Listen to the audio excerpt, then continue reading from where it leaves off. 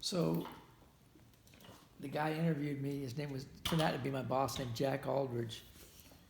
And I walked out of there and he didn't ask me anything. He just tried to sell the school on me. Like he was interviewing for me, trying to get me to come there. Yeah. So they called me up a couple of days later and offered me a contract. They said they wanted me to come down and see where Dateland was before I signed the contract. So I drove down one afternoon. It got to be evening and I kept going and got past Gila Bend and kept on going. I thought, geez, I got to be in Mexico by now. But finally, I pulled over and there was the school. And I got out and there was this skinny little cowboy. He looked kind of like Don Knutts. His name was Pee Wee, and he came running up and says, "Oh, you're the new teacher. We heard we're getting a new teacher." I go, "Oh, hi."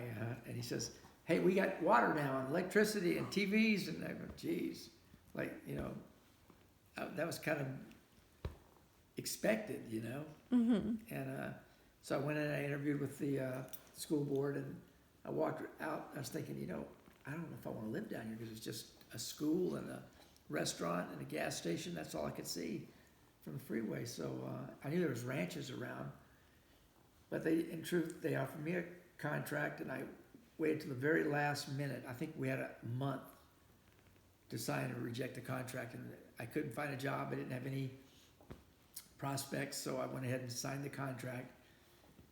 And shortly thereafter, I got a job offer at a school in Phoenix in Roosevelt District. Turned out, though, that I lucked out because Roosevelt District is a really difficult place to teach. And Dateland turned out, I just signed with Dateland. I went down there and I really had a good time. When I first went down there, I was thinking, okay, 1 year will be all I can handle because I didn't have television, I didn't have telephone. Drinking water was, I had to walk up to the office to get drinking water because the water that came to your apartments from the ground was real salty, real hard water. And so I thought 1 year would be enough, but actually I kind of enjoyed it. I had a good time, and I wound up staying 4 years. And then finally I got to a point where I thought if I'm ever going to get married and have a family, which I really wanted, I need to move away from here because there's no prospects here at all, Yeah. So I did. I left. I hated to leave it because it was a fun place to teach. And I came back up to Phoenix, and the rest is history. I never enjoyed teaching as much as I did down there, but I had to move up to a place where there was people my age, So that's my story, and I'm sticking to it. What was your favorite memory from Dateland? Well, I don't know if I have a favorite. Maybe just, I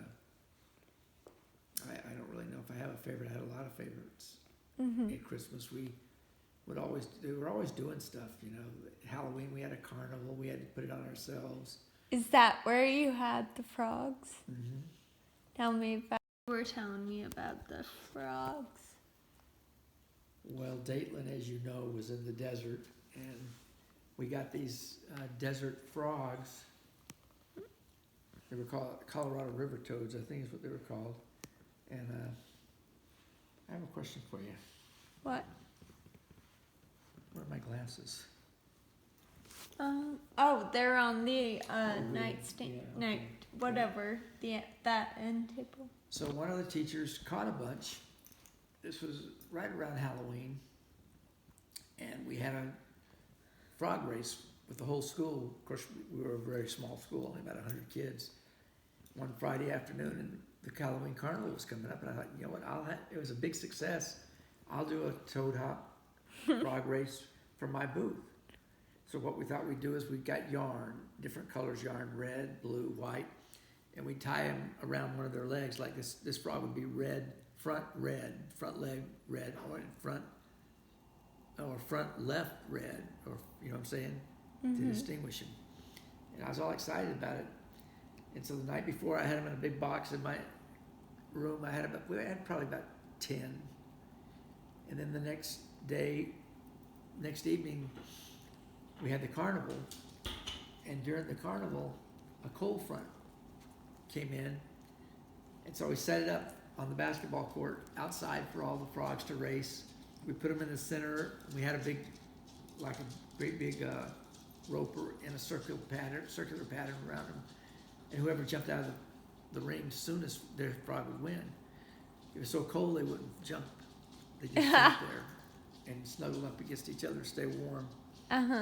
So we tried for about an hour, couldn't get them to jump, so I let them go in the desert, and we went and did something else. That's funny. Yeah. Colorado River Toads is what they were called. You also sang that Christmas song during Christmas, with your class. Oh, every class had Skit. to do something. They had a Christmas program, and every class had to do some sort of a performance. And so my class did a skit, and then we all gathered together and sang Silver Bells. And I played guitar, and I've still got pictures of it. Yeah. And that was fun. Got us That's really in the really Christmas neat. mood. And some of the classes just sang a couple of songs. Mine did a skit. And the whole community came out. And when the program was over, all the teachers came up on stage, and we led the community singing Christmas songs. And then the last song would be "Here Comes Santa Claus." And some guy came out. It turned out to be one of the other teachers' dads. Came running out and dressed as Santa Claus, and he gave out candy to all the kids. And before, they kept telling me I was going to be the Santa Claus. And I only weighed about 130 pounds. And I said, first of all, I'm too skinny to be Santa Claus. Second of all, they all know me. They're all going to know it's me. And it turned out they were just giving me a hard time, and I wasn't Santa Claus, thank God. And after the program, we went over to the principal's trailer. He lived right next door to the school. And we had a party till about 1 in the morning. And the next day was the last day of school before Christmas vacation. And we were so sleepy and hungover and everything else that when we went to our classroom, the kids had to have lunch. In order for it to count as a school day, the kids had to eat lunch. So they came in. We offered them lunch about 10 in the morning. And then as soon as that was over, lunch was over, we put them on the buses, sent them home, and we went back to our trailers. I remember I slept till about 6, and then I drove all the way from Dayton up to Prescott to my parents' house to get ready to celebrate Christmas. I didn't get in until about 2 in the morning. It was snowing, I remember that. And that's my story. What about that time? Let's take a break. We'll do it Okay. some later. Okay. Thanks for telling me, I'm though. glad to. I'm glad to do it. Record. I just don't want to do. What? I'm kind of tired right now. Yeah. My eyes are messing up. I'm gonna put this on my eyes. Thanksgiving.